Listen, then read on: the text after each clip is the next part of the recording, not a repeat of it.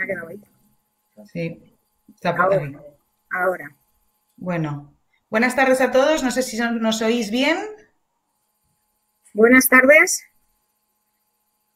Estoy, Que alguien nos escriba si nos oye y nos ve correctamente. estamos, mira, buenas tardes. Ya nos empiezan a Sí, a escribir. hacer las pruebas, las primeras pruebas de contacto. Perfecto. Vale. Vale. Esto da alegría. El ser escuchadas. Sí, sobre todo viendo, bueno, fenomenal. Vemos que sí, que Estupendo. la cosa parece que Ujú. funciona. Bueno, pues en primer lugar, bienvenidos a todos en estas circunstancias un poco especiales que ahora mismo estamos viviendo. Os agradecemos que estéis aquí al otro lado de la pantalla y que estéis tan interesados en escucharnos. Presento a mi compañera Begoña y ahora me presento yo. Bueno, Begoña, que muchos de vosotros la conocéis sobradamente, es asociada senior del área laboral de Alier Abogados y nos va a hablar de toda la parte más legal de lo que supone este decreto de estado de alarma que tenemos desde el sábado pasado. Y sobre todo también su incidencia en la parte laboral, que yo creo que es una de las cuestiones que más nos están preocupando a todos. Y yo, por mi parte, que bueno, muchos de vosotros me conocéis, soy Laura Blanco, soy la socia directora del Departamento de Derecho Tributario también de Alier Abogados. Os voy a hablar de las medidas fiscales que, aunque son escasas de momento, bueno, pues que tenemos. Vamos a hablar ambas sobre la base de lo que tenemos actualmente, es decir, de la normativa que se ha aprobado hasta ahora. Todos sabemos que mañana está previsto un Consejo de Ministros que probablemente muchas de las cosas que hoy contemos y muchas de las dudas que nos vayáis a plantear una vez terminemos todo el webinar, pues se van a ver resueltas o esperemos que algo nos resuelvan como consecuencia, bueno, pues de las medidas que tomen mañana. Entonces, lo que sí que os vamos a decir es que, como compromiso nuestro, tanto de Grupo Atiesa como de Alier Abogados, que como muchos de vosotros sabéis, es la nueva marca de despacho de abogados que lanzó el pasado mes de noviembre Grupo Atiesa para fomentar los servicios jurídicos que os prestamos, pues en ese compromiso de atención a vosotros, pues una vez que se publique esas nuevas medidas, que no sabemos si será mañana mismo o ya será el miércoles, os emplazaremos de nuevo a un nuevo webinar para manteneros informados y que podáis estar en todo momento, tengáis en todo momento la información de primera mano para poder tomar las decisiones que creéis importantes a la hora de, bueno, pues de vuestra empresa y etcétera. Entonces, bueno, yo me callo y luego vuelvo. Dejo a Begoña que os cuente toda la parte que os decía más del estado de alarma y laboral. Y luego, cuando ya termine yo, si os parece, pues planteamos las preguntas. Nos las podéis ir planteando en el chat y así nosotros las vamos viendo mientras y luego al final pues las respondemos todas. ¿Vale? Así que nada, Begoña, todo tuyo. Muy bien. Muchas gracias, Laura. Y dar la bienvenida a todos vosotros. Para mí es la primera vez que me dirijo a un público que está al otro lado de las ondas. Y para mí también es un placer para todos nosotros, el grupo Atisa y Alier Abogados, contar con vosotros y, desgraciadamente, en estas circunstancias, ¿vale? Como bien nos ha adelantado Laura, lo que vamos a dar creo, esquemáticamente, pero esperemos que el mensaje llegue bien, es en qué situación o qué nos ha llevado el Real Decreto que salió publicado el sábado. Adelantamos qué es lo que esperamos que salga mañana. Muchas de las empresas y muchos de vosotros estáis esperando a ver qué medidas salen mañana para empezar a tomar decisiones. Pero bueno, ahora vamos a hablar con lo que tenemos encima de la mesa y qué medidas inicialmente podemos dar o dar solución a las empresas en este momento. Entonces, vamos a iniciar. Aquí, perdonadme. Bueno, ¿qué es lo que ha ocurrido con la declaración de estado de alarma? Este es un Real Decreto que saca el Gobierno, como todos sabéis, de urgencia el sábado, que tiene la fecha de efectos el mismo día 14 y que sale por una duración exclusivamente de 15 días naturales. En estos momentos, las medidas que tenemos abarcarían solamente hasta el 29 de marzo. La norma también recoge sin posibilidad de que pueda haber prórrogas. Entendemos, como es lógico y desgraciadamente, que la normativa va a ser prorrogada. Pero inicialmente, de cara luego a lo que valoraremos, lo que es ERTES por fuerza mayor, el periodo que está contemplado es el de 15 días naturales, que inició el 14 y finalizará el día 29. ¿El Real Decreto qué es lo que viene a realizar? Pues lo que ha establecido son medidas excepcionales y muy restrictivas y que no abarcan a todos los sectores, solamente a ciertas actividades y que no solamente promete una limitación para los ciudadanos, sino también es una limitación a las propias autoridades. Las medidas son meramente de contención inicialmente y que van en torno a ciertos ámbitos. En concreto son pues, los ámbitos de actividades comerciales, de establecimientos públicos, de actividades recreativas, en general todas aquellas destinadas a donde existe agrupación de personas. ¿De acuerdo? Entonces, ya desarrollando más en concreto, el decreto de alarma, ¿qué es lo que hace? Suspende expresamente la apertura al público de todos los locales y establecimientos minoristas, a excepción de los comercios de alimentación, bebidas, productos, bienes de primera necesidad. Allí pone peluquerías, pero como sabéis ha sido bastante discutido desde su promoción hasta que definitivamente el Gobierno ha decidido que las peluquerías salen de esta excepcional y que permite perfectamente su cierre. Prensa, papelería, combustibles, estancos, equipos tecnológicos y telecomunicaciones. Así como, lógicamente, todas aquellas compañías de Internet y todo lo que tenga que ver con tintorerías y lavanderías. ¿Qué es lo que hace también? Que también prohíbe cualquier actividad o establecimiento que pueda poner o que se pueda suponer un riesgo de contagio para las personas. Limita la apertura al público y suspende los museos, archivos, bibliotecas, monumentos, espectáculos públicos y, desde luego, todo aquello que tiene que ver con el recreativo, actividades recreativas y de ocio. También, lógicamente, las actividades de hostelería y restauración, a excepción de aquellas de actividades y comidas de entrega a domicilio. También suspende toda la actividad educativa en cualquier grado y cualquier situación, excepto la que se pueda dar por Internet. Suspende todo lo que tenga que ver con temas presenciales. Y además, establece limitaciones a la libertad de circulación.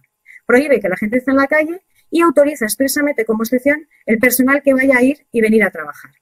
Muchos nos habéis hablado esta mañana qué pasaba con este personal que se desplaza, qué tipo de garantías tiene, cómo pueden ser multados, cómo podrían acreditar que iban a trabajar.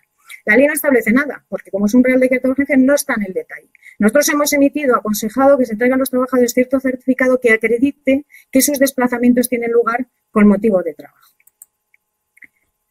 ¿Qué es lo que aparece? Que esto, lógicamente, afecta indirectamente a otras muchas actividades que se ven afectadas, lógicamente, por este tipo de actividad. Por ejemplo, los suministros.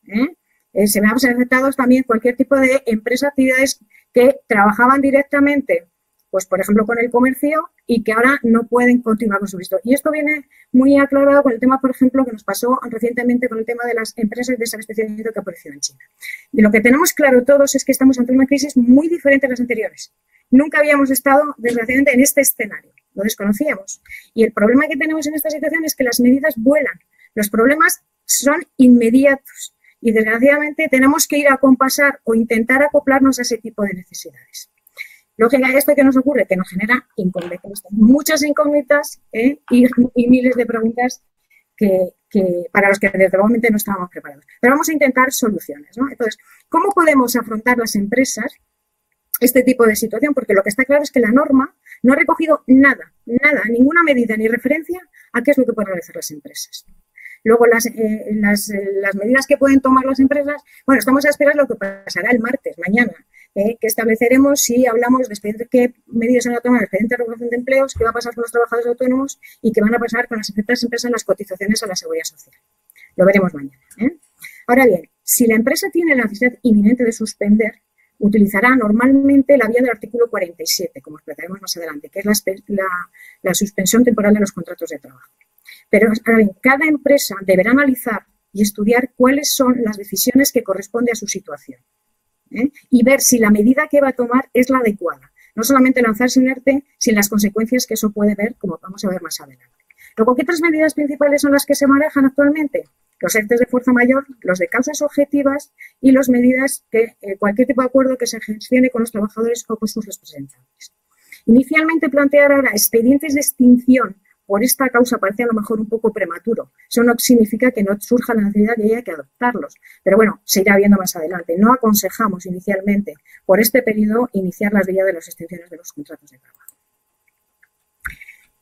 Lógicamente, una de las empresas, hay una vía en el artículo del Estatuto de los Trabajadores, que es el artículo 30, que establece que la empresa puede decidir parar su actividad en cualquier momento. ¿Qué consecuencia tiene eso? Que lo puedo hacer sin contar con los trabajadores ni nada. Que tienen que mantener el salario y todos los gastos de la seguridad social de los trabajadores. No evita o no es una medida de ningún tipo de ahorro.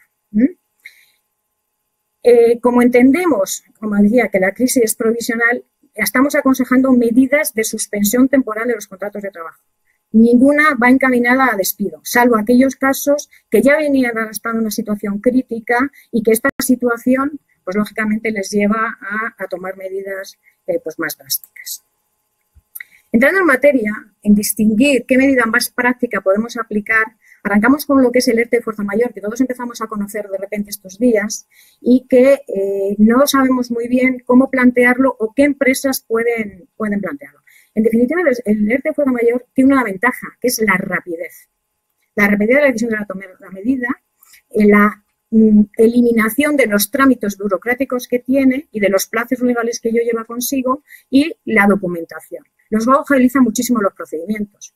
¿Cuáles son las causas que nos obliga a llevar un expediente de fuerza mayor? Pues decisiones normativas como la que estamos sufriendo. Decisiones de la autoridad sanitaria que nos obliga a cierre los centros de trabajo. Índices de absentismo muy elevados en la plantilla por cualquier tipo de causa que nos obliga a cese de la actividad.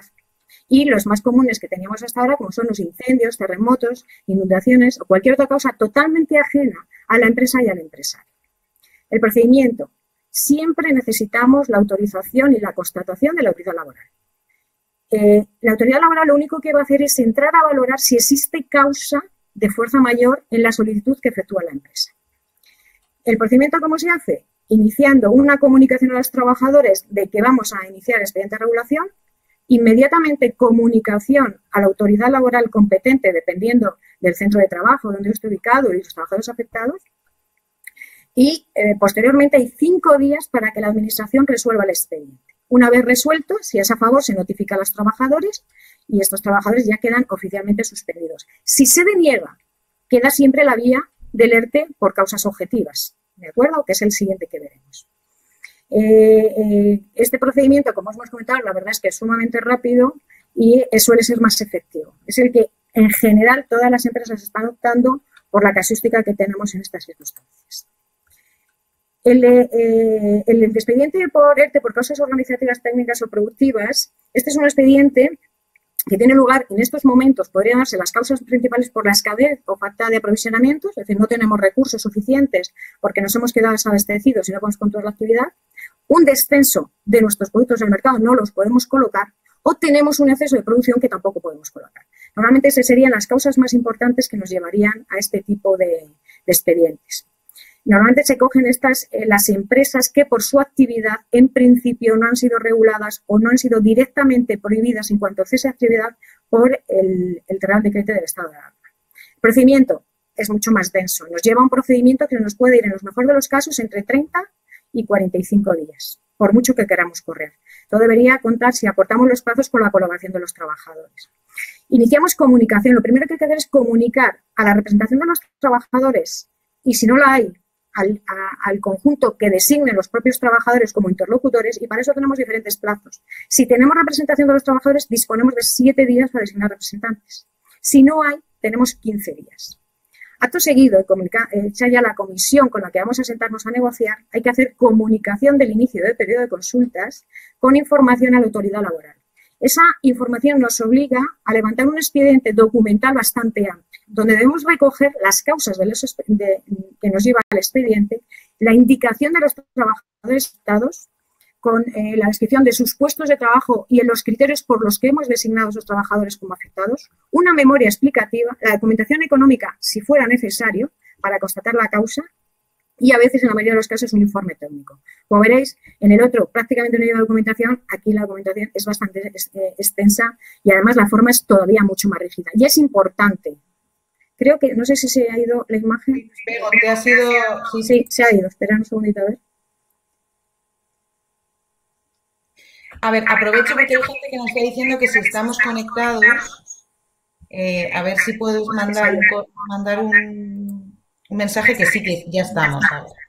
Perdonad, debe ser un problema de conexión porque tenemos que esperar unos segundos. Y vamos a ver, si no, en principio, si se me oye bien, yo puedo continuar hasta que esperamos a... ¿Me oís bien? ¿Laura? Sí, yo te oigo bien. Bueno, pues en principio, salvo que nuestros oyentes no digan lo contrario, yo creo que, aunque no se nos vea, podemos seguir con el para ir, sobre todo para no sacarnos del contexto, ¿vale? Bueno, posteriormente iniciar el periodo de consulta y se presentaba la documentación, hay un periodo de negociación de hasta 15 días. Este periodo de 15 días se supone que lo tenemos que hacer de buena fe y, salvo acuerdo con las partes, se podría cortar, pero si no nos piden como mínimo 2 reuniones con unos intervalos entre 7 y 3 días. Y la decisión final que se acuerde con la representación de los trabajadores se comunica tanto a los trabajadores afectados como a la autoridad laboral. Aquí puede haber 2 cuestiones: que cerremos con acuerdo, que siempre es aconsejable, y se aplica la medida. Ya has vuelto. Ya, perfecto, mucho mejor. Y la segunda cuestión es que la cerremos sin acuerdo. Si cerremos sin acuerdo, pues estamos supeditados a que exista en cualquier momento cualquier tipo de reclamación o impugnación en vía colectiva.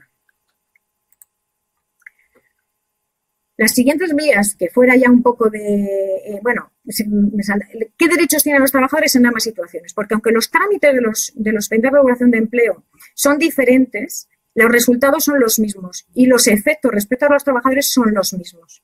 En ninguno de los 2 expedientes da derecho a indemnización a los trabajadores. Los trabajadores no pueden pedir la extinción ni les corresponde ningún tipo de indemnización en esta situación.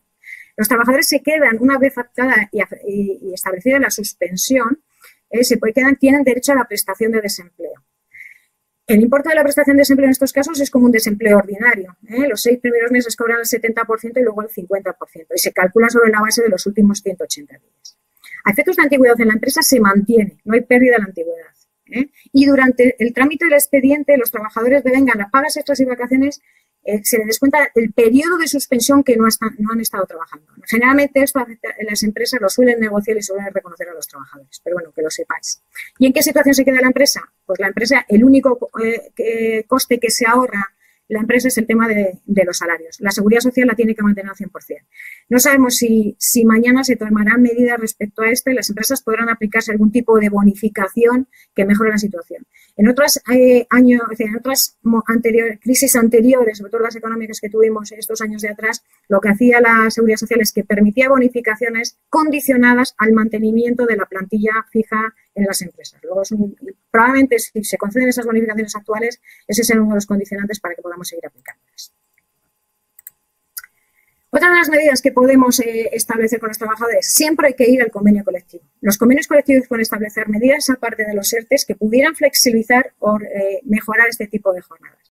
En general, la principal que se está dando actualmente, teletrabajo, todos conocidos.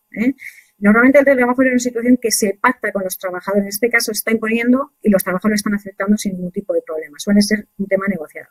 ¿Qué pasa con las vacaciones? Todos preguntáis, ¿y yo puedo dar obligatoriamente las vacaciones al trabajador? Pues no. Inicialmente, si el trabajador no quiere ponerse en vacaciones, yo no puedo obligar a que el trabajador haga uso de sus vacaciones. Lo cierto es que, en general, los trabajadores están aceptando estas 2 primeras medidas sin ningún tipo de problema. Otra de las medidas que estamos recomendando es la bolsa de horas. Todos confiamos y deseamos que esto que no puede durar mucho, pues estamos iniciando la crisis y esperemos que se elimine cuanto antes, genere luego, esperamos y confiamos, cantidad o exceso de trabajo. Lo que podemos hacer es generar una bolsa de horas para que posteriormente eliminemos la hora extraordinaria y podamos repuntar con este incremento de jornada sin ningún tipo de problemas. Y como medidas un poco más excepcionales están las excedencias o reducciones de jornada, que igualmente tiene que ir con pacto con los trabajadores, o lo que llamamos las licencias no retribuidas. Todo eso también va en este paquete. Y como recordaré al final, es que entendemos de verdad que es una medida realmente preventiva, todas ellas, con objeto siempre hay que recordar la vigilancia y seguridad de los trabajadores. Y siempre que tengamos un caso en las empresas en estos momentos de positivos, siempre hay que ponerlo en conocimiento de los servicios de prevención. Hay que articular siempre todas las medidas de prevención con los servicios de prevención para que nos ayuden a qué camino debemos tomar en estas circunstancias. Y yo creo que por mi parte, Laura, brevemente ya he terminado. ¿Vale? Gracias. Fenomenal. Bueno, estoy viendo que hay muchas preguntas para Begoña. Como os decía, al final de la intervención Pues ahora Begoña va a hablar un poco, porque muchos de vosotros que yo estoy viendo estáis preguntando, haciendo preguntas muy similares, porque al final yo creo que todos tenemos las mismas dudas. Y bueno, al final, pues Begoña os resolverá todas las dudas, ¿vale? Como os decía al principio, bueno, pues aparte de sobre todo la casuística laboral, que evidentemente es la que más nos preocupa ahora mismo, porque es algo que es muy inmediato. También se han aprobado determinadas medidas fiscales, no tanto a la luz de la situación del decreto del estado de alarma, sino incluso un poco antes, ya previendo esta situación de excepcionalidad que nos iba a producir esta crisis sanitaria en la que estamos inmersos. Como sabéis todos, bueno, pues el pasado el pasado viernes, día 13 de marzo, pues dentro del Boletín Oficial del Estado se publicó un Real Decreto, que es el 7/2020, en el que el Gobierno estableció una serie de medidas urgentes para, sobre todo, responder al impacto económico que se preveía iba a suponer esta crisis sanitaria del COVID-19. Principalmente destinada a la protección de las pymes y de los autónomos, ¿vale? Dentro de esas medidas hubo una de especial calado que tiene que ver con el aplazamiento de deudas tributarias. En el mismo, en su artículo 14 concretamente, nos habla de la posibilidad de solicitar un aplazamiento de pago de los impuestos que se devenguen cuyo plazo de presentación finalice entre el 13 de marzo, es decir, el viernes pasado, hasta el 30 de mayo de este año. Por lo tanto, nos coge toda la parte de los impuestos relacionados con el primer trimestre, que recordemos que las pequeñas y medianas empresas y los autónomos la deben presentar durante el mes de abril, y siempre y cuando las solicitudes presentadas de deudas sean inferiores a 30.000 euros. Es decir, que los aplazamientos que se soliciten, la sociedad, sean inferiores a 30.000 euros. Dentro de esos 30.000 euros, además, puede que incluso tengamos otras deudas anteriores, con lo cual tendremos que ver aplazadas, con lo cual tendremos que ver esos 30.000 euros, si podemos llegar hasta el tope o no. ¿Vale? ¿A qué deudas o a qué tipo de deudas afectan esta posibilidad? Bueno, una de las novedades que tenemos dentro de este Real Decreto es que nos permite aplazar determinadas deudas que hasta ahora, como muchos de vosotros sabréis, eran inaplazables, como son todo el tema de retenciones relacionadas con el trabajo, es decir, los modelos 111 y 216 para no residentes, los relativos a alquileres, modelos 115, y otro tipo de rendimientos de rendimientos de capital mobiliario y las retenciones vinculadas a ellos, como el modelo 123. ¿Esto que nos permite? Bueno, pues que toda la parte de las retenciones vinculadas a los salarios del primer trimestre puedan verse beneficiadas de esta medida, que de otra forma no está prevista en la normativa que se pueda solicitar aplazamiento respecto de estas deudas. Bueno, pues han abierto esa posibilidad. Aparte de estos modelos, también nos van a permitir que se vea beneficiada de esta medida las declaraciones del impuesto sobre el valor añadido, el modelo 303 que todos conocemos, y como todos sabemos, también en el mes de abril nos surge la obligación de presentar el pago fraccionado del impuesto de sociedades. Pues bien, también incluyen el pago fraccionado del impuesto de sociedades, el modelo 202, dentro de la posibilidad de este aplazamiento. ¿Qué requisitos debemos cumplir para poder acceder a esta medida? En primer lugar, tenemos que ser, como bien decía el texto y como bien decía el nombre del propio Real Decreto, está encaminado a la protección de las pymes y de los autónomos. Por lo tanto, se engloba únicamente, o sea, se aplica únicamente para aquellas empresas que hayan facturado en el año 2019, es decir, que su volumen de operaciones haya sido por debajo de 6 millones de euros, 6.010.000, esta cifra que siempre tenemos un poco rara. Es decir, que no sea considerada gran empresa. Todas aquellas empresas que facturen más de estos 6 millones, que sean consideradas gran empresa y que, por ejemplo, estén obligados al suministro inmediato de información a efectos del IVA, no se van a poder ver beneficiados de esta medida en cuanto a aplazamientos de deuda. Podrán aplazar las deudas como lo venían haciendo hasta ahora, pero no con esta nueva medida. El importe de la deuda, como os decía, tiene que ser inferior a 30.000 euros, es decir, tenemos que hacerlo sin ningún tipo de garantía. En el momento en el que las deudas superen estos 30.000 euros, ya la normativa exige que haya que aportar algún tipo de garantía y entonces no tenemos esa exención y ni vamos a poder tener esta medida especial. Y además se tiene que presentar de una forma específica, que hoy mismo la Agencia Tributaria ha actualizado cómo se debe presentar esos aplazamientos, y es que cuando vayamos a solicitar el aplazamiento habrá una opción de marcar que una modalidad que es solicitud al amparo del Real Decreto 7/2020.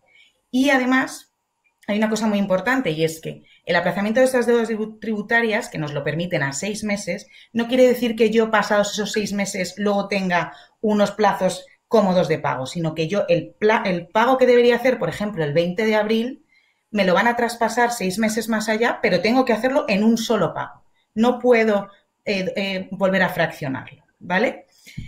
Y además, la novedad que nos plantean es que durante los 3 primeros meses, es decir, todos sabemos que cuando yo solicito un aplazamiento de pago, como penalización, me van a cobrar un interés, que es el interés de demora, que está en torno a un 3% ahora mismo, durante todo el tiempo que dure el aplazamiento. En este caso, durante los 3 primeros meses, de esos 6 meses que nos han dado, durante los 3 primeros meses que yo no voy a pagar, esos 3 primeros meses están exentos de cualquier tipo de devengo de intereses. A partir de esos 3 meses, los últimos 3 meses de ese plazo, sí que ya me van a cobrar este 3% aproximado como interés de demora. De forma que cuando yo, a final de los 6 meses, pague, tendremos que tener en cuenta que habrá 3 meses por los cuales a mí me han aplicado ese 3% que, recuerdo, es anual, no es mensual.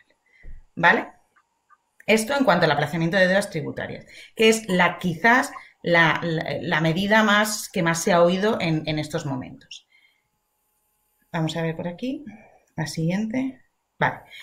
¿Qué pasa una de las preguntas que más nos estáis haciendo los clientes desde que se ha producido estas situaciones? ¿Qué pasa con con las declaraciones? ¿Qué pasa con los procedimientos tributarios que yo tenía abiertos? ¿Tengo que contestar? ¿No tengo que contestar? Además, muchos ya casi todo el mundo estamos teletrabajando desde casa, los que podemos, los que no están en la oficina, pero estamos todos como medio deslocalizados. A lo mejor hay gente que tiene que responder a una serie de notificaciones que no tienen la documentación porque está desde casa y la documentación se ha quedado en la oficina o en la fábrica o donde sea. ¿Cómo nos enfrentamos a ello? Bueno, el mismo viernes, día 13 de marzo, la Agencia Tributaria Estatal ya nos adelantó en su propia página web que se iba a aprobar una normativa tributaria específica. Creo que me he ido. Sí, pero te oímos bien, ¿Sí? ¿eh? Vale, pues si me oís bien, sigo. Sí, Creo. Vale, fenomenal. Ya nos anunció que se estaba preparando una normativa tributaria en la cual se iban a ver afectados los plazos de los procedimientos tributarios, que iban a ser ampliados mediante ese cambio normativo. Siendo que además, si se producía durante este tiempo algún incumplimiento en cuanto a la contestación de estos requerimientos o de estos procedimientos tributarios, no se va a ver considerado en ningún momento como un incumplimiento del procedimiento tributario. ¿Cuál es el problema que tenemos aquí? Bueno, pues ¿qué se entiende por ese procedimiento tributario? En principio, tenemos que entender que esos procedimientos tributarios se circunscriben únicamente a aquellas notificaciones o aquellos procedimientos, como puede ser de rectificación de autoliquidaciones y demás, que o bien hayamos iniciado nosotros como consecuencia de presentar una solicitud, o bien haya sido la agencia tributaria quien a través de una notificación, que ya sea un requerimiento o una propuesta de liquidación o lo que sea, ha iniciado. Es decir, no están dentro, en principio, de este grupo las declaraciones tributarias u obligaciones fiscales, ¿vale? Ya veo que vuelvo. Fenomenal. ¿Vale? Pero lo que os decía, esto es un aviso que está en la página web de la agencia tributaria, que sigue estando ahí y que de momento esta normativa tributaria creemos y esperamos que salga también a la luz de lo que mañana el Consejo de Ministros se decida. Por lo tanto, lo que os decía al principio, entre mañana y pasado son días que va a cambiar probablemente mucho la situación y que pues, os emplazaremos a un nuevo webinar para actualizaros toda la información. Además de la agencia tributaria, la propia Comunidad de Madrid, que somos la comunidad que más está sufriendo esta situación, el mismo viernes también publicó en el Boletín Oficial de la Comunidad de Madrid un acuerdo de gobierno por el cual decretaba que en la Comunidad de Madrid iban a ser días inhábiles desde el 13 de marzo hasta el 26 de marzo del 2020, ¿vale? Que es más o menos el tiempo por el cual se produjo el cierre de los colegios y demás. Por lo cual, ya teníamos en la Comunidad de Madrid la protección de que durante ese tiempo... ¿me seguís oyendo? Que veo que me he vuelto a ir. No te preocupes, te oímos, ya te digo. Fenomenal. Que durante ese tiempo aquí en Madrid se iba a considerar día inhábil, con lo cual ahí ya nos da una protección en cuanto a este tipo de procedimientos tributarios, tenemos que cumplirlos, ¿no? Y qué pasaba. Pero finalmente ha sido el Real Decreto que os comentaba antes Begoña, por el cual se ha decretado el estado de alarma, el cual ha determinado que se ven suspendidos todos los plazos de los procedimientos tributarios en curso que se encuentren regulados a la luz de la ley del procedimiento administrativo común de las administraciones públicas, que es precisamente la norma que marca los procedimientos y que marca los plazos dentro de la norma tributaria. Por lo tanto, podemos decir que todos aquellos procedimientos que estuvieran abiertos a la fecha de publicación y de entrada en vigor, que fue el mismo día, recuerdo, el sábado día 14, de este Real Decreto, se interrumpen. Se interrumpen además no solo el procedimiento, sino también incluso los plazos de prescripción, que eso también nos afectará, pero bueno, en el futuro para ver cuándo podrán comprobarnos y cuándo no. Pero para que tengáis en cuenta, si ahora mismo teníais un procedimiento del tipo que fuera con la agencia tributaria, pues ya fuera un requerimiento que contestar, ya fuera un recurso que presentar. Bueno, otra vez.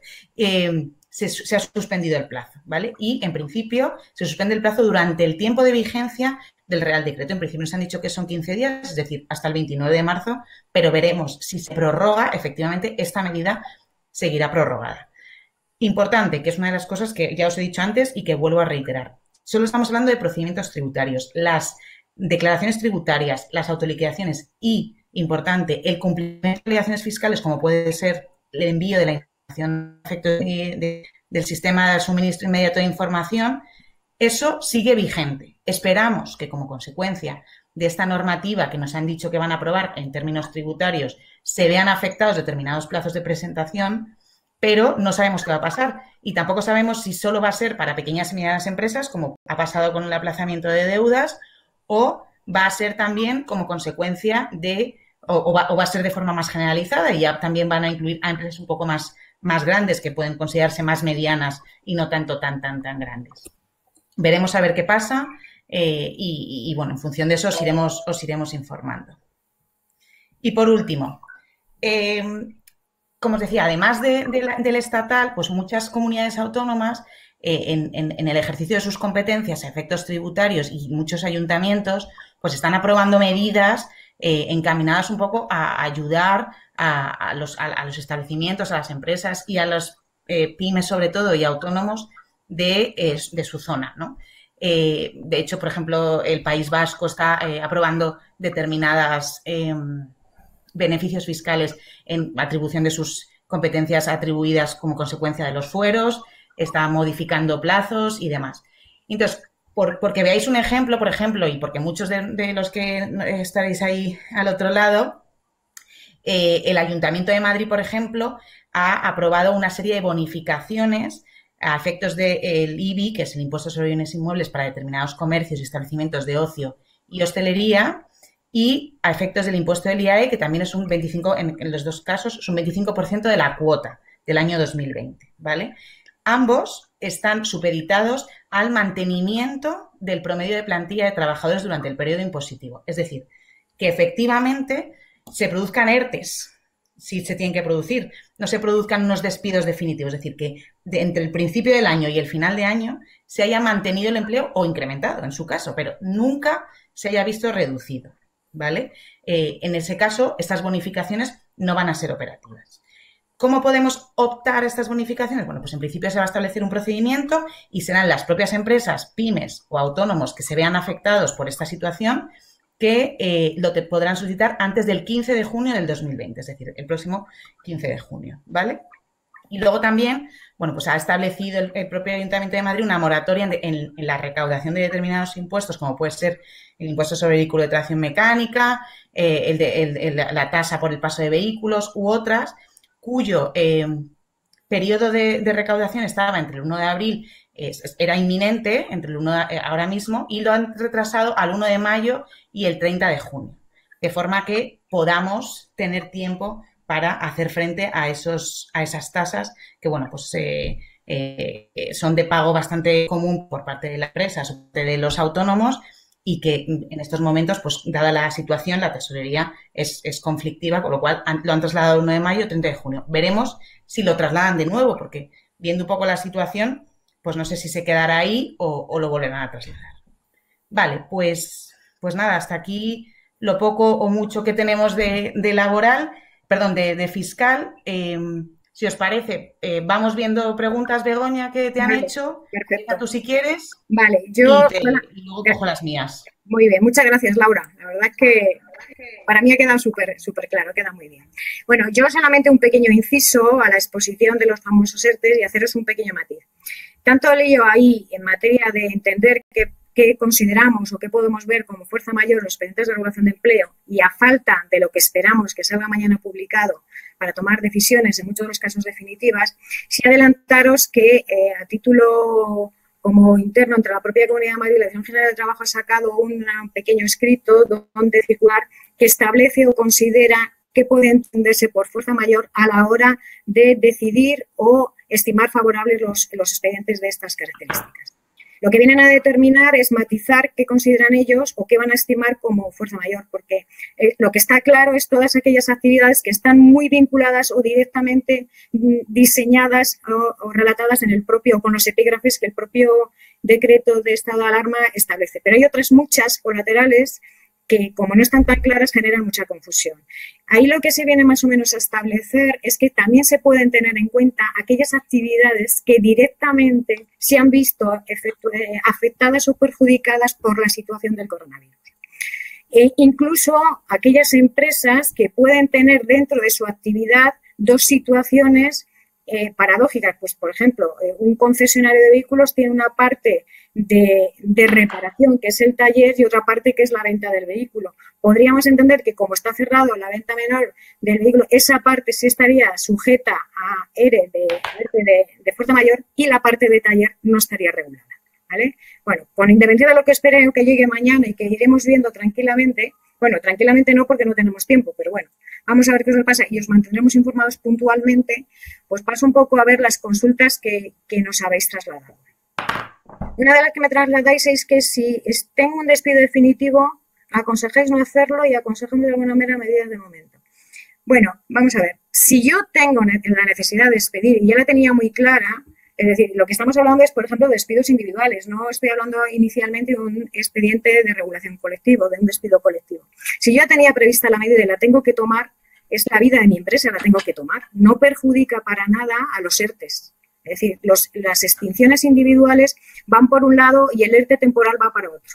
Si la causa está clara y la decisión está tomada, si estamos hablando de los improcedentes, evidentemente no afecta, pero si estamos hablando de despidos por causas objetivas, habrá que determinar muy bien la causa que me obliga a extinguir. No condiciona, para entendernos, la viabilidad. Sí puede condicionar la efectividad del despido, ¿vale? Pero no la viabilidad del ERTE. Otra de las consultas que nos trasladáis, dice, ¿una óptica podría acogerse a un ERTE apareciendo en el listado de establecimiento permitido de apertura? Pues en principio las ópticas son establecimientos excepcionales que permanecen abiertos, ¿eh? Luego, inicialmente no se le podría aplicar un expediente de regulación de empleo por fuerza mayor. Iría al de causas objetivas, en este caso por tema productivo, pues porque no tiene afluencia de gente o porque baja sensiblemente la producción, como hablábamos anteriormente. ¿Cómo está bien? Bueno, esto ya lo hemos contestado. Dice, ¿es oficial los formularios que autorizan pérdida de trabajo? Bueno, vamos a ver. ¿Es oficial los formularios de autorización de pérdida? No.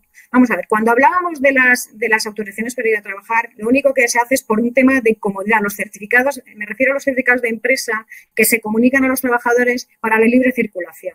Es un tema estrictamente de comodidad. No existe un modelo oficial ni nada por el estilo. Y es simplemente darle a un trabajador certificar que el motivo por el que se está desplazando en la calle para evitar posibles sanciones es porque tiene que trabajar. En esos certificados lo que recogemos es la empresa donde presta el servicio, la dirección y el horario en el que presta el servicio. Pero no existe modelo oficial ni ninguna obligación, simplemente es una forma, bueno, pues cómoda de evitar de alguna forma procesos innecesarios.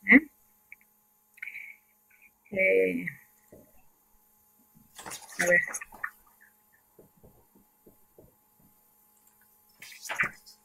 Queremos explorar la opción de causa mayor. Nuestra subasta física, bueno, voy a leer la pregunta esta. Queremos explorar la opción de causa mayor. Nuestra subasta física no se puedan celebrar. Hemos tenido que cerrar el acceso de clientes, ya que sabemos casos similares de campas que han recibido hoy multas.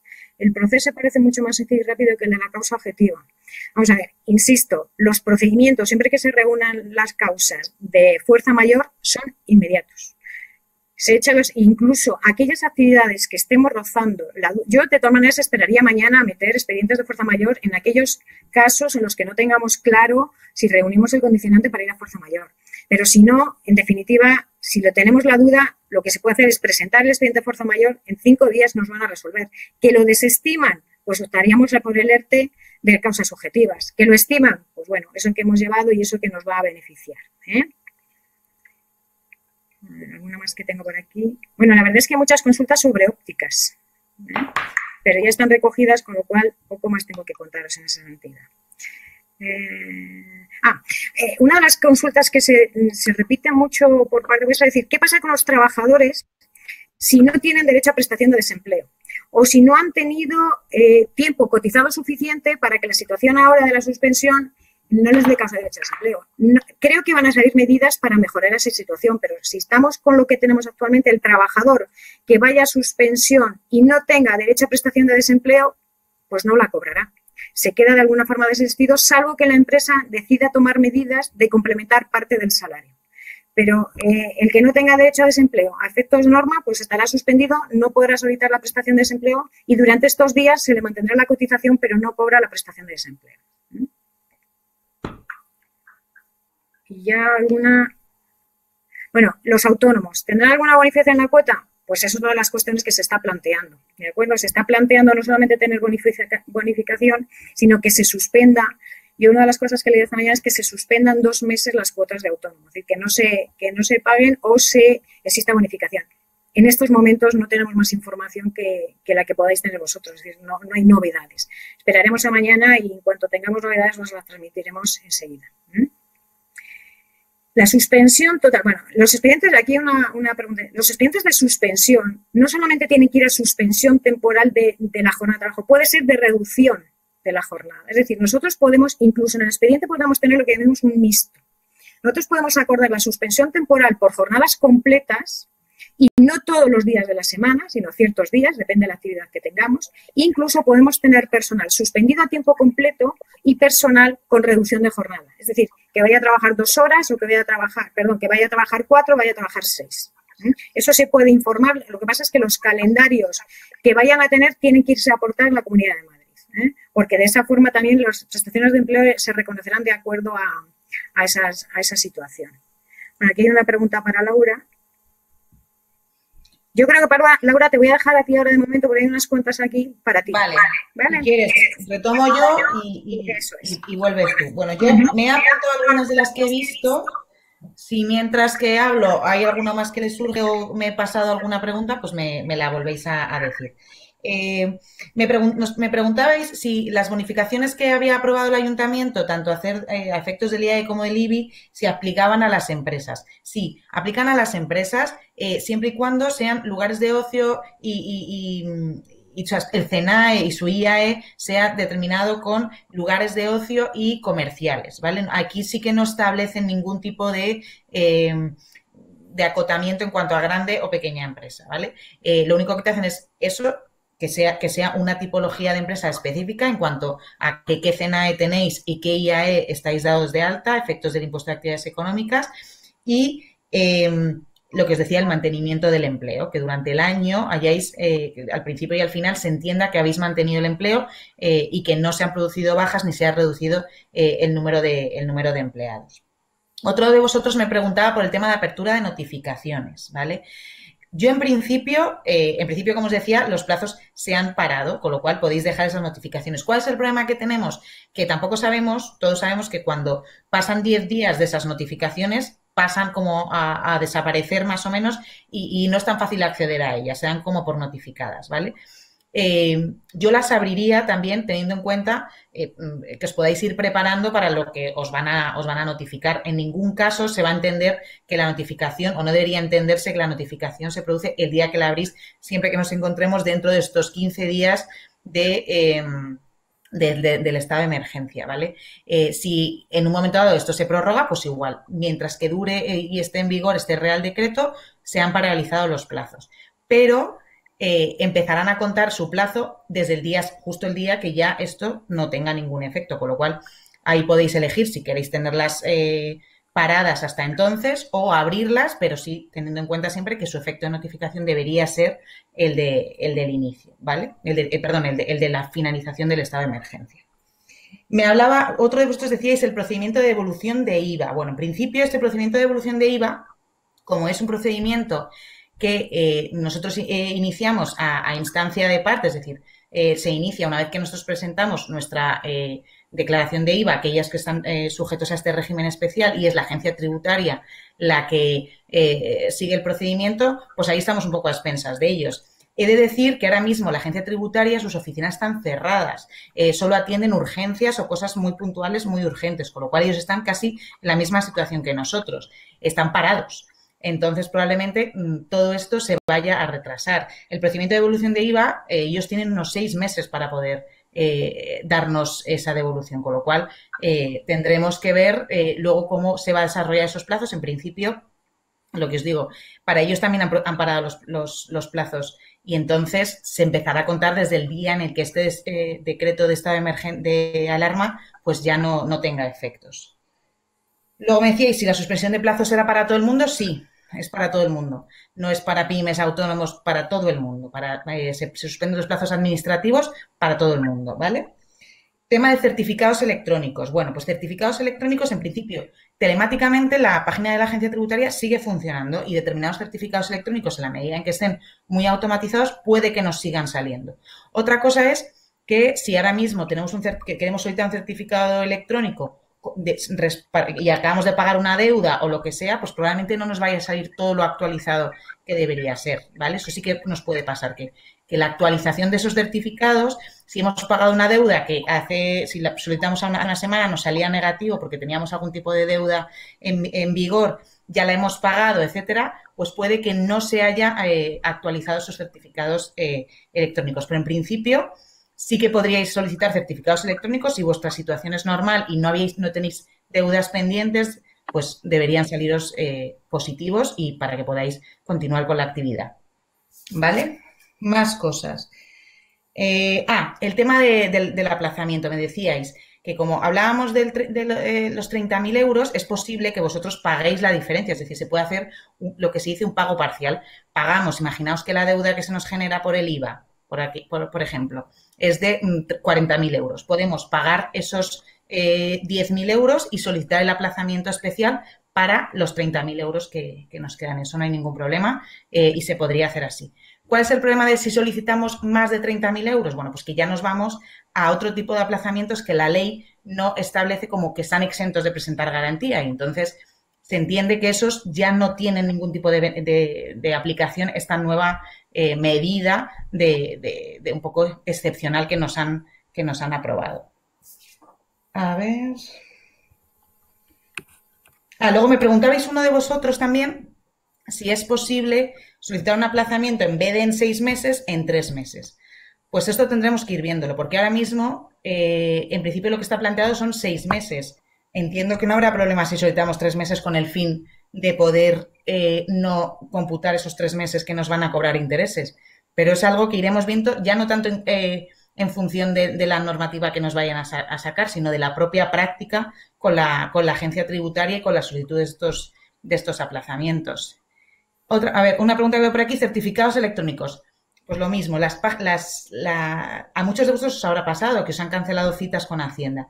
En principio, las administraciones están cerradas, pero sí que es verdad que hasta el viernes, hoy no lo sé, hasta el viernes atendían a determinada, o sea, si había algún tipo de urgencia y demás. Entiendo que un certificado electrónico que se puede caducar y que necesito renovarlo dentro del plazo probablemente de este estado excepcional, pues probablemente ahí sí que podamos hablar con la agencia tributaria y que nos den acceso. Pero como os digo, es algo que probablemente tengáis que ver y tendremos que ver con la propia agencia tributaria porque ellos también tienen la atención al público muy, muy restringida. A ver, muchos estáis preguntando que no es de mi tema, pero en general, si os vamos a pasar la presentación. Sí, os vamos a pasar la presentación y también creo que se está grabando el webinar, con lo cual es probable que también os pasemos la grabación si os interesa, ¿vale? Pero bueno, la presentación, que entiendo que es importante, no os preocupéis, que os la vamos a poner a disposición, ¿vale? Y no sé si, Bego, si quieres sigue tú y yo voy a ver si hay alguna que mientras que está hablando me hayan hecho. Vale, yo mientras he ido tomando notas también. Bueno, vamos a ir resumiendo. Una de las preguntas que me trasladé es ¿cuánto dura un ERTE? Pues inicialmente, si estamos hablando de fuerza mayor, cuando hacemos la solicitud, inicialmente la solicitud que vamos a hacerla es exclusivamente por el periodo inicialmente que se tiene contemplado, que son los 15 días naturales. Si esto se va prorrogando, en el ERTE lo que intentaríamos acogernos o solicitar la medida es que quede prorrogado tantas veces como la normativa así lo considere necesario. Porque si no, de lo contrario, nos veríamos abocados a cada vez que se cierra uno, iniciar un ERTE. ¿De acuerdo? Es en el de fuerza mayor. Si hacemos un ERTE por causas objetivas, habitualmente se suele pactar o establecer con la representación de los trabajadores más o menos una duración.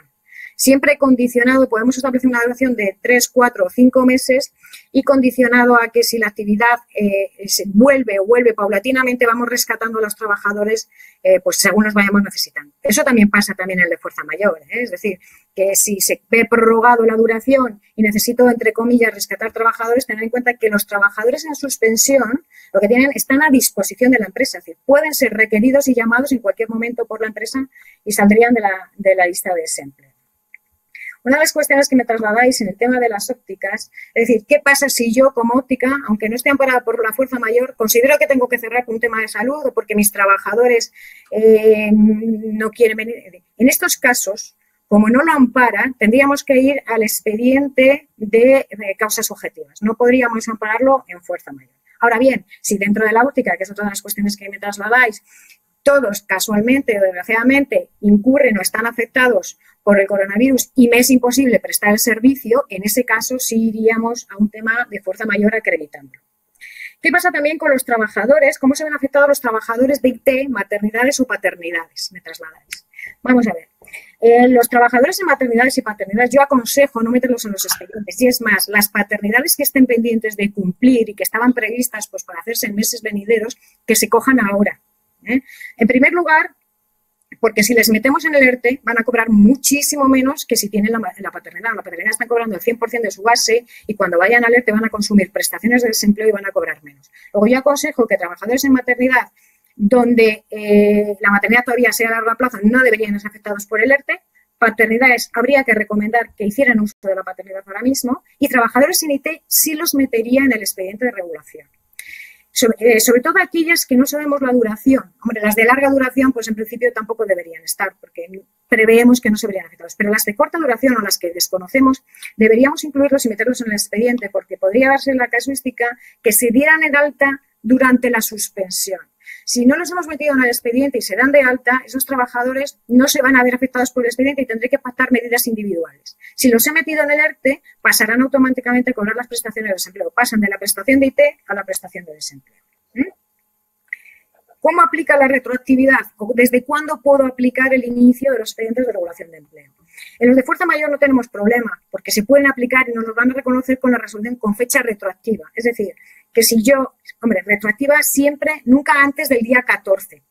En principio, las que son de ámbito estatal, la Comunidad de Madrid empezó antes con las medidas y podíamos retrotraer a la fecha del boletín de la Comunidad de Madrid. Pero lo que son los desde los que entendemos que tiene la medida con carácter estatal y que recoge y amplía más las medidas, esas serían de la fecha del 14.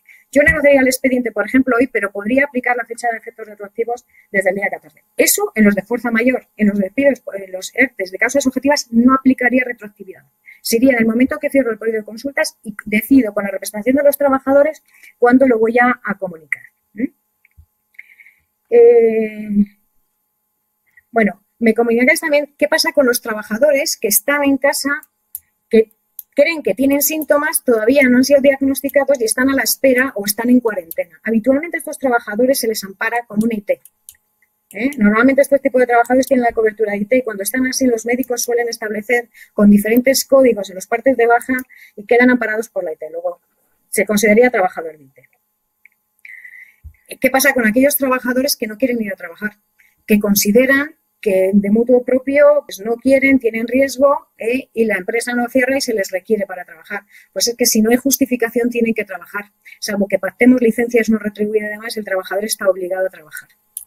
No puede de mutuo propio decidir que no se incorpora a su puesto de trabajo. Otra de las cuestiones, ¿qué pasa? Si puedo pactar con los trabajadores diferentes medidas, sí, es decir, no es necesario tener siempre la medida para toda la plantilla. Yo puedo establecer con ciertos trabajadores que así lo desean o porque conviene acogerse al expediente de regulación de empleo y otros entender que están de vacaciones. A mí, vamos a ver, si yo aplico el ERTE de suspensión inicialmente, si me mete un expediente ERTE debe aplicar a toda la plantilla. Esa es mi opinión, ¿de acuerdo? Luego el trabajador podrá hacer uso o no de la prestación de desempleo, pero el ERTE debería afectar a toda la plantilla. Cuando decidimos las medidas individuales fuera del ERTE, ahí puedo pactar individualmente sin ningún tipo de problema. Puedo pedir reducciones de jornada, puedo acordar excedencias, puedo acordar permisos no retribuidos o incluso periodos de vacaciones. Pero simplemente lo digo porque el exceso de vacaciones, como no sabemos lo que va a durar, salvo que generáramos bolsas de horas, que es realmente interesante. Yo apuesto mucho con las vacaciones y las bolsas de horas porque confío que de verdad que de esto vamos a salir, vamos a recuperar y así evitaremos de alguna forma la realización de horas extraordinarias. Luego, cuando me preguntabais cuántos trabajadores van a un expediente de regulación de empleo, bueno, en principio, si afecta a toda mi actividad, van todos, pero no toda mi actividad se afecta de la misma forma. O no todos, normalmente afecta si yo tengo que cerrar, si cierro, para todos. Pero luego, dentro de la actividad, si yo me dedico o tenía venta y luego tengo personal de administración, pues puede afectar en gran medida, lógicamente, a la que estaba en la fuerza en la calle o en tienda y en administración aparte, no a todo. Y ahí puedo regular tiempos pues con reducciones parciales, pues porque hay trabajos que se tienen que seguir haciendo, de coordinación, etcétera. Luego, cuando nos metemos en ERTE, la empresa tiene que estudiar qué necesidades tiene para la plantilla para poner en cada situación la mejor medida y, sobre todo, que no ocasione gastos innecesarios. Otra de las cuestiones que traslada es qué pasaba con la prevención y el teletrabajo, si estamos obligados a informar al servicio de prevención. Inicialmente no, pero sí tenemos que garantizar la misma seguridad y salud de los trabajadores tanto en el centro de trabajo como en teletrabajo. En estos casos lo que se suele dar es información sobre los riesgos que tiene o los posibles riesgos que tiene pues pasar delante de las pantallas, etcétera, etcétera. Lo que no podemos acceder nunca es al centro, o sea, al domicilio del trabajador salvo sin su consentimiento. En aquellos casos que sí, pues entonces mediremos pues, en qué medidas tiene la mesa, las pantallas, las sillas, etcétera, etcétera. Pero lo básico es que hay que darle siempre, hay que cuidar en la misma medida que los trabajadores como si estuvieran en nuestro centro de trabajo. Otro de vosotros me trasladaba que tiene un hotel que está dando servicio de hotel y que parte de la cafetería y restaurante solamente está trabajando para dar servicio a los clientes, puesto que no puede dar servicio a la calle al estar cerrada.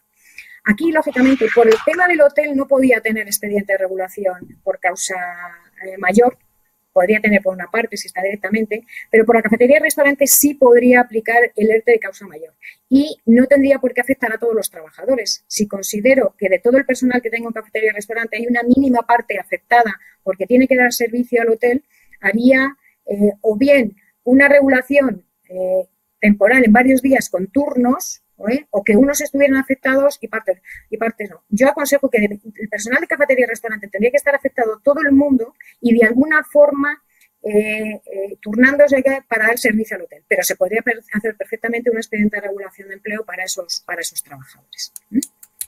Laura, tú misma. ¿Yo? Vale, pues voy a ver. Vale, me hablabais varias. Me decíais, el tema de ópticos. Si también puedo solicitar los aplazamientos. Sí, a ver, la restricción del tema de apertura o no apertura afecta al tema laboral por una cuestión de fuerza mayor y porque la normativa ahí tiene que determinar qué es en cada caso. Pero a efectos fiscales no se ha determinado en el caso de los aplazamientos que solo pueda ser dependiendo de si te afecta la apertura o no la apertura. Aquí, en los aplazamientos de deuda, lo que nos han establecido es que sea para pymes, es decir, pequeñas y medianas empresas y autónomos. Es decir, que vuestra facturación en el año 2019 haya sido menor de 6 millones de euros. Por lo tanto, las ópticas y todos aquellos comercios que estéis obligados a abrir durante este tiempo, os podéis beneficiar de este aplazamiento también, ¿vale? Me hablabais otro de tema de multas de la Dirección General de Tributos que muchas veces, luego pasado un tiempo, pasa a gestionarlo por parte de la agencia tributaria. Bueno, en este caso, aquí hablamos del procedimiento recaudatorio, el cual no está tan claro si, de hecho, estamos hablando con la agencia tributaria para ver cómo lo van a tratar ellos, porque el procedimiento de recaudación no está tan claro que se suspenda, porque en realidad ahí no se dirime, o sea, son unos procedimientos cuyos plazos están marcados en la Ley General Tributaria, no en la Ley de Procedimiento de Administraciones Públicas.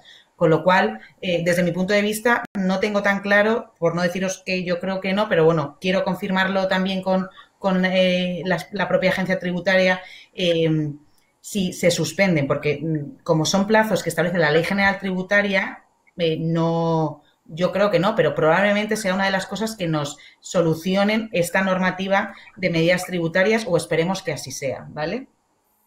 Luego me decíais, en el tema de la suspensión, me comentaba uno de vosotros o una de vosotros, si a mí me quedaba en el momento en el que se dictó la suspensión de los plazos 5 días para poder, de plazo para atender un requerimiento o cualquier tipo de comunicación de la agencia tributaria, bueno, pues esos 5 días se reactivarán una vez pase esta situación excepcional. Es decir, no empezamos a contar desde cero, sino los plazos que nos quedaban serán los que, el plazo que nos quedaba de 5 días será el que se reactive una vez que el Real Decreto del estado de emergencia pues decaiga y ya no tenga efectos. Al que le quedaba un día, pues será un día y ya está. Y al que, como os decía, la he notificado ahora, pues los efectos empezarán en el momento en el que esta situación decaiga.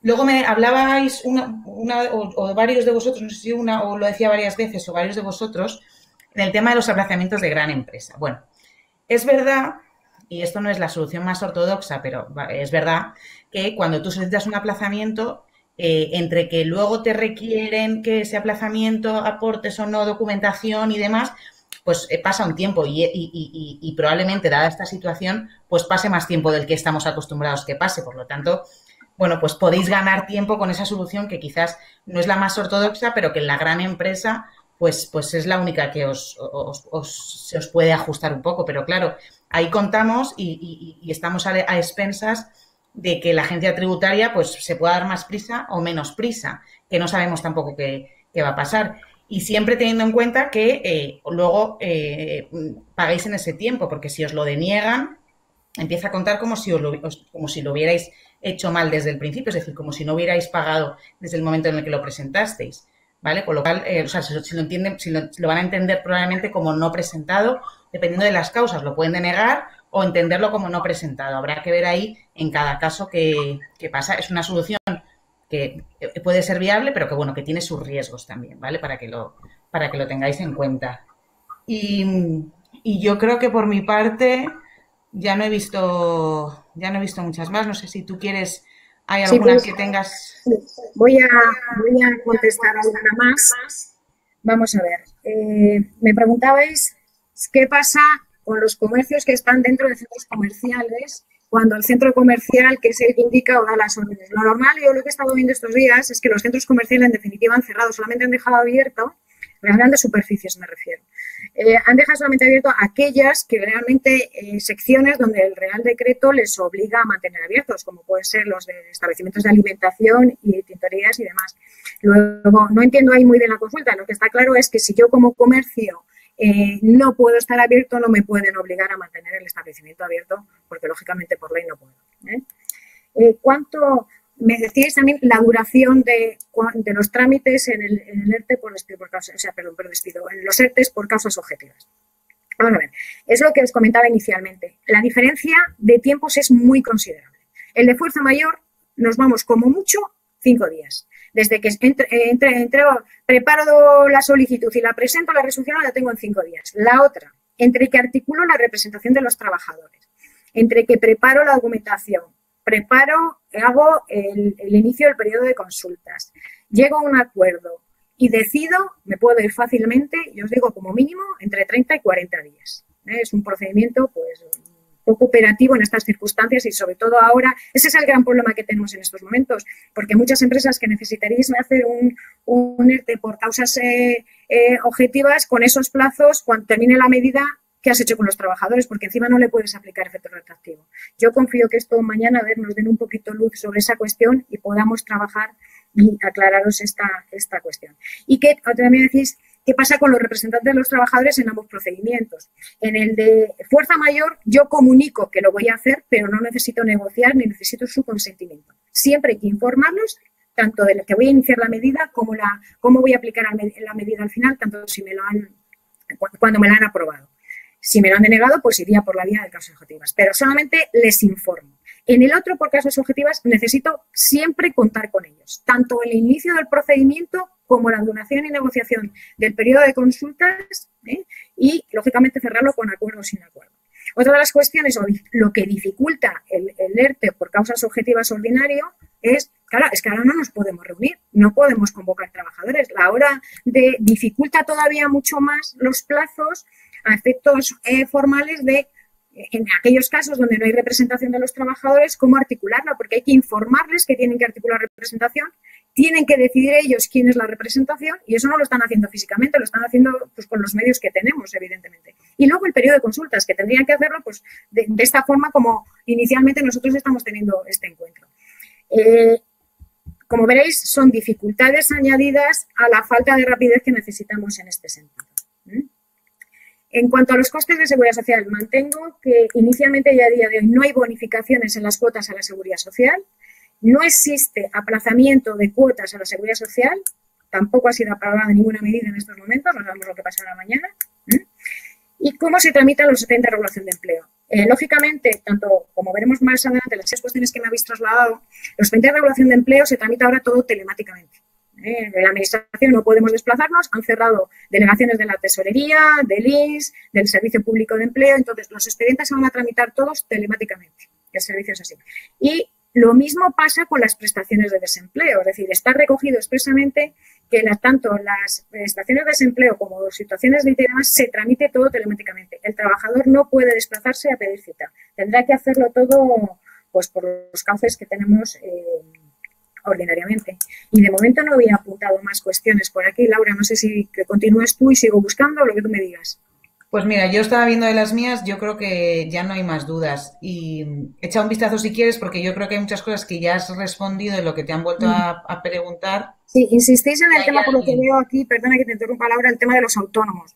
No tenemos respuesta. Claro, lo que estabas diciendo. Exacto, no tenemos respuesta para los autónomos. Mañana esperemos hacerlo. Dice, ¿se puede hacer mañana un ERTE con fecha del 13? Siempre que sea de fuerza mayor, se puede aplicar retroactividad en la Comunidad de Madrid al 13, los que sean de ámbito estatal al 14. En los ordinados por causas objetivas no podríamos aplicar retroactividad. Estamos a vuestra disposición para cualquier ayuda en la gestión documental, información. Sabéis que desde el Grupo ATISA y Alier podéis contar con nosotros y tenemos abiertas cualquier vía para, lógicamente, echaros una mano en cualquier momento. Lo mismo, el tema de disfrutación de vacaciones, más o menos un poquito más, va por la orden de lo que hemos... Quizás ya las tenemos... Claro, dice, tiene un trabajador que está a punto de dar a luz que si sería momento de meterlo en el ERTE. Pues, hombre, si prevemos que va a dar a luz pasado mañana, pues evidentemente no. Si vemos que se puede retrasar, sí, porque el periodo, sobre todo en los de fuerza mayor, los otros evidentemente, o si no, negociar con ellos periodos de vacaciones. Yo lo que haría con la trabajadora que está a punto de dar a luz es negociar vacaciones estos días, no la metería en un ERTE, porque luego va a pasar, lógicamente, a cobrar la prestación por maternidad, que es mucho más interesante que la prestación de desempleo. Dice, evidentemente las aceptaciones, todos los acuerdos individuales que lleguemos estos días de aceptación de vacaciones, reducciones de jornada, de suspensiones, ojo, acuerdos individuales debe documentarse. Porque ahora todos nos hacemos favores, pero cuando esto pase, pues al final las cosas se nos van a olvidar y volveremos, gracias a Dios, a nuestra rutina ordinaria. Entonces, cualquier medida que negociemos con los trabajadores, concesión de vacaciones y demás, debe quedar documentada con claridad, porque eso nos va a evitar posteriores problemas. Dice uno, si el de causas objetivas no tiene efectos retroactivos, ¿qué sentido tiene pedirlo? Bueno, pues en principio, lógicamente, yo creo que ese expediente está pensado más para medidas a largo plazo. Claro. Es decir, vengo arrastrando, considero que por mi actividad yo estar en ERTE solamente 15 días no me va a solucionar. Porque si tengo que esperar, ya os digo, lo ordinario no aplicaría esta medida porque es que por tiempos me voy. Efectivamente, llegaría a acuerdos individuales o con la representación de los trabajadores. Pero si tengo que ir a este expediente será porque realmente necesito tiempos luego de recuperación. Fuera, lo que puede ocurrir que es que cuando llegue, me ponga a funcionar nuevamente, va a haber unos periodos de suspensión que no voy a necesitar a toda la plantilla. Luego este expediente vendría muy bien, porque yo voy a iniciar, puedo establecer 3 o 4 meses y rescataré y recuperando plantilla según las necesidades de la empresa. Luego, evidentemente, según las medidas, por eso decíamos que las medidas que hemos estado comentando, informando esta tarde, en definitiva, no pueden ser genéricas. Son ventanas que os abrimos, pero lo que hay que ver es luego la aplicación práctica en cada una de las empresas, a ver qué medidas más nos interesan.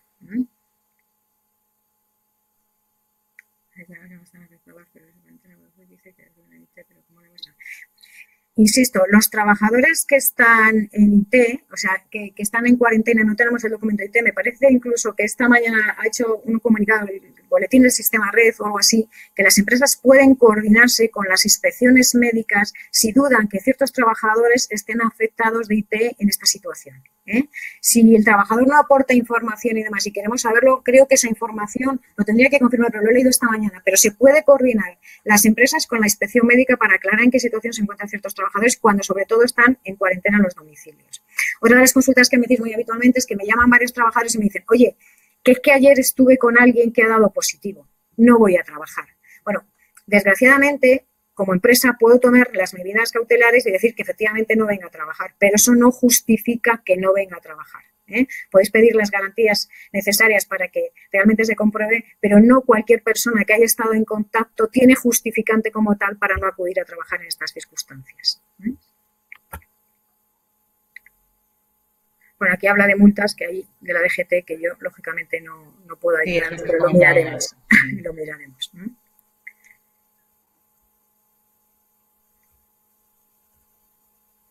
Efectivamente, si no puedo continuar y la actividad el ERTE hay que aplicarlo a todos los trabajadores en igual condiciones. Eso ya lo he indicado en varias ocasiones y si no, lo que sí, y luego si inicio un expediente y tengo que hacer algún tipo de variación, puedo hacer variación sobre los trabajadores que están dentro del expediente. Lo que no puedo hacer si inicia un expediente y está aprobado, meter trabajadores nuevos. Tendría que abrir un nuevo expediente para esos trabajadores que inicialmente no se han completado o no se han tenido en cuenta a la hora de llevarlo a cabo. Yo creo que casi todo, por lo que veo, va en principio un poquito en la línea de lo que hemos venido consultando. Sí, no obstante, como os decía antes Begoña, nosotros seguimos operativos a través de las vías habituales de comunicación con nosotros, correo, teléfono, para cualquier duda que os pueda surgir en este tiempo y como decía Begoña, estamos a vuestra disposición para ayudaros en todo lo que necesitéis, ayudaros a preparar toda la documentación del ERTE y demás, estamos a vuestra disposición en los canales habituales, o sea que de eso parte estar tranquilos.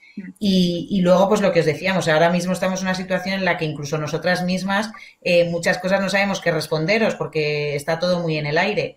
Mañana veremos a ver qué pasa y os emplazaremos a un nuevo webinar tan pronto como salga la normativa para volver a hablar de estos temas que decir que nos afectan a todos directamente y que nos generan muchísima duda. Ya por ir ya acabando, si queréis, me pregunta una persona que el transporte internacional que se va afectado por la migración del negocio que si pueden aplicar fuerza mayor. Pues no. Ahí lo que existe una baja de productividad porque efectivamente disminuyen los flujos, entonces en ese caso iríamos a un ERTE por causas objetivas. Luego también si es bueno para ir ganando tiempo, ir designando representantes para la hora de ver qué es lo que pasa a la hora de qué expediente voy a ir o no.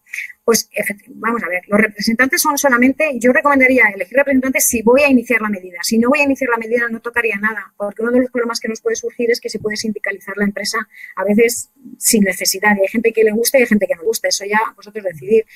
Pero yo inicialmente, si no voy a tomar ninguna medida en estas características, ¿para qué moverlo?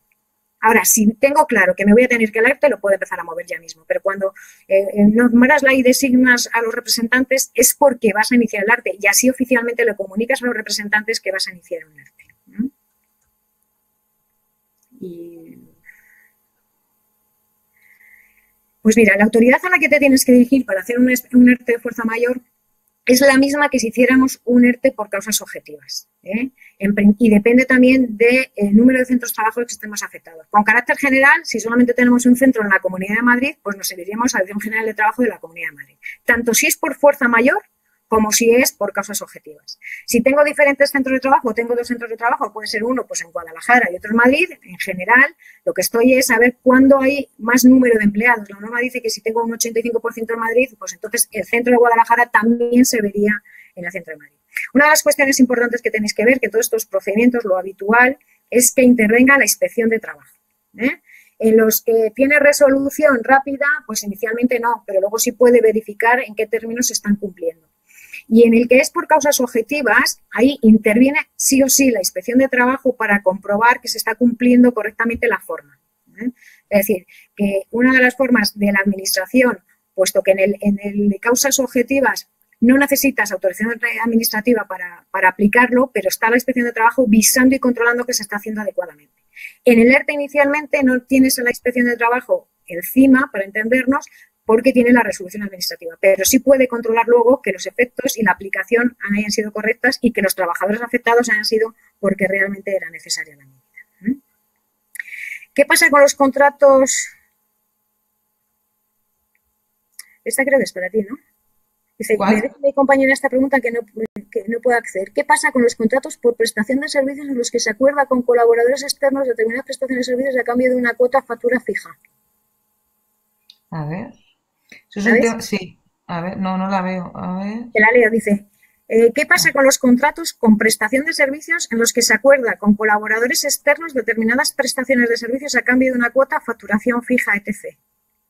Bueno, eso es un tema más mercantil, ¿vale? Tendríamos que ver el contrato y ver un poco qué se ha pactado. Eso, a quien haya hecho esa pregunta sí que le emplazo a que nos pase la consulta por correo y se la transmitimos a nuestros compañeros de mercantil, en este caso, para que os puedan dar esa resolución mejor que nosotras, que no somos tan expertas, porque efectivamente también estamos recibiendo muchas consultas de qué pasa con incumplimientos y demás que se producen como consecuencia de, bueno, pues de la situación que tenemos. Entonces, también mandarnos el correo, nos lo podéis mandar o a Begoña o a mí y nosotras lo redirigimos a nuestros compañeros para que os resuelvan la duda lo antes posible, ¿vale? Bueno, otra de las consultas que preguntáis mucho es qué pasa con el personal que tenemos con excedencia o, bueno, en principio el personal que está en excedencia no se ve afectado porque está fuera de la empresa, ¿eh? Entonces yo los de excedencia no los contemplo, pero de mi excedencia por cuidado familiar y menos si tiene excedencia voluntaria. Luego, en principio no están dentro de los expedientes. En cuanto a la fecha final, que parece que no me he explicado bien, o sea, claro, la fecha final del expediente de regulación de empleo por fuerza mayor inicialmente es la que establece el Real Decreto, es decir, finalizado los 15 días, el 29. Si yo ahora hago un expediente de regulación por fuerza mayor, el último día de regulación inicialmente está previsto para esos 15 días naturales, que es el 29 de marzo.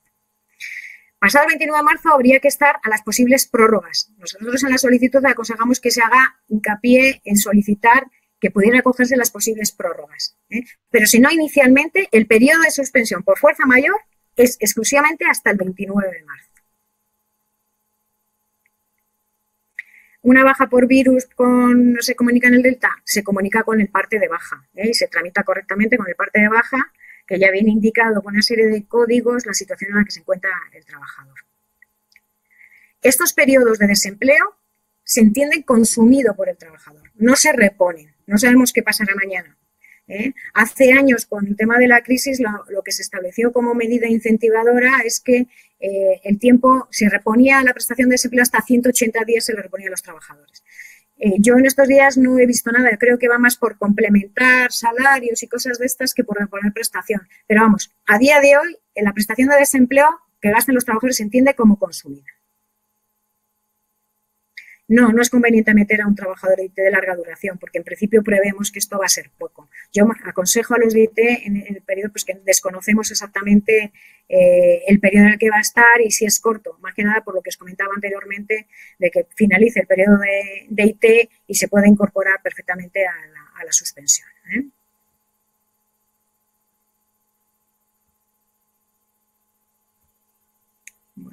No veo. Bueno, me preguntáis aquí quién está legitimado para negociar un expediente de regulación de empleo en la representación de los trabajadores. Bueno, eso hay que verlo cuando se tienen diferentes centros de trabajo. Si yo tengo representación, lógicamente, en los centros de trabajo, pues eso. Cuando no existe representación, tengo varios centros de trabajo y tengo representación en un solo centro de trabajo, el resto de los centros tienen que articular su propia representación o ceder la representación al centro de trabajo donde exista representación de los trabajadores. Y si no, es decir, entre todos se articulan representación para que signen los representantes correspondientes en la proporción de la plantilla que exista en cada centro de trabajo. Eso lo regula muy bien la normativa y el que tengáis alguna duda podéis hacerme un correo electrónico y ahí concretaremos mucho más esta información. La suspensión, insisto, la suspensión es flexible. Yo recupero a los trabajadores según la necesidad. Es decir, yo meto una suspensión de 15 días y mañana pasado 4 necesito recuperar a un trabajador, lo puedo rescatar y lo puedo volver a llevar a la suspensión. Cuantos más trabajadores rescatemos de los expedientes, comprenderéis que la administración mucho mejor porque ahorraremos los costes de desempleo.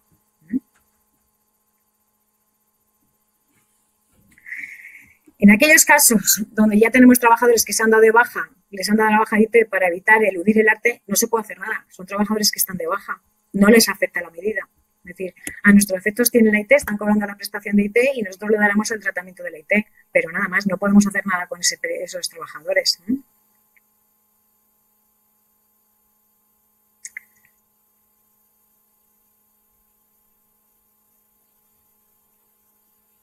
Y yo creo que casi todo lleva ya, Laura, en la misma.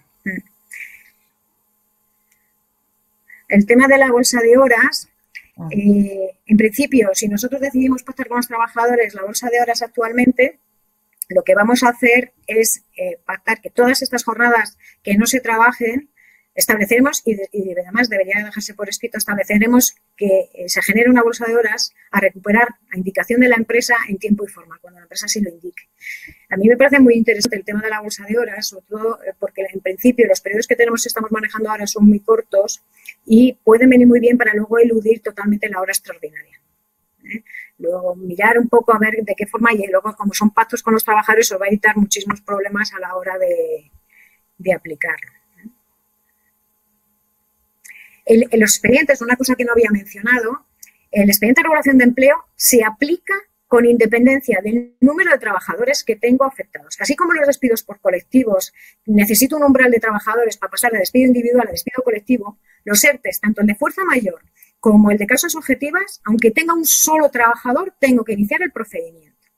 Si es fuerza mayor, iniciaría el procedimiento por fuerza mayor, y si es el de causas objetivas, por causas objetivas. Lógicamente aquí lo de la representación no tiene sentido, pero negociaría directamente con él. Y sí tengo obligación de documentarlo absolutamente todo y de iniciar los periodos de consulta y levantar actas del periodo de consultas. O sea, el ERTE se lleva lo mismo por tenga un trabajador que tenga 700 trabajadores. El procedimiento es el mismo. ¿Vale? Modelos. Modelos en cuanto a regulación de empleo y eso no facilitamos porque insistimos que cada empresa tiene que diseñar y demás. Podemos ayudaros, pero no tenemos modelos de esa cuestión. En cuanto a modelos, para entregar vacaciones, bolsas de horas, todos esos modelos, y eso no tenéis ningún inconveniente, que lo podemos hacer sin ningún problema. Sí, como he indicado antes, los trabajadores en IT es aconsejable que vayan al ERTE en cualquier momento, porque si se dieran de alta y el ERTE lo tengo, aplico el ERTE. Si no, tendría que iniciar un ERTE solamente para esos trabajadores. Yo creo, Laura, que... Hasta aquí, ¿no? Sí. Que por bueno, lo que decíamos, además, cualquier duda que os se haya quedado en el tintero, que se os surja mientras que nos volvemos a ver una vez que aprueben todas las medidas, bueno, pues estamos, todo el equipo de ATISA está a vuestra disposición en los canales habituales, en los correos que siempre utilizáis para comunicaros con nosotros, que seguimos operativos plenamente. Y bueno, pues veremos a ver qué nos sale mañana en el Consejo de Ministros y qué normativa nueva aprueban, y os emplazaremos, como os hemos dicho, a una nueva sesión de webinar. Pues veremos a ver si se aprueba mañana o el miércoles o el jueves, os iremos informando, así que bueno, pues estad muy atentos, porque bueno, lo que queremos es que estéis informados en todo momento. Dar las gracias a Begoña porque lo explica todo fenomenal y que hasta yo me entero. También, muchas gracias a ti. Y bueno, pues muchas gracias a todos los que habéis estado al otro lado de la pantalla. Bueno, pues os esperamos volver a veros en el próximo que organicemos esta semana para ver esas dudas y la nueva regulación y lo mismo, estamos a vuestra disposición para lo que necesitéis. Vamos a, como os decía, os vamos a compartir la presentación y la grabación de esta sesión para que, bueno, podáis tener toda la información de vuestra mano y que bueno, podáis estudiarla y si os plantean más dudas, pues aquí estamos. Bueno, pues nada, pues nos despedimos entonces, ¿no, Begoña? Sí, perfecto. Yo hago extensibles tus palabras y nuestro agradecimiento. Además, ha sido, la verdad, que muy clarificador. He aprendido de ti también muchísimo. Y nada, sí, es verdad. Y además, agradeceros a todos vuestra participación. Y nada, nos emplazamos para la siguiente, que será en breve y con idea, esperando y deseando que os haya servido el rato un poquito de utilidad y aclarar los temas. Muchas gracias. Muchas gracias a todos.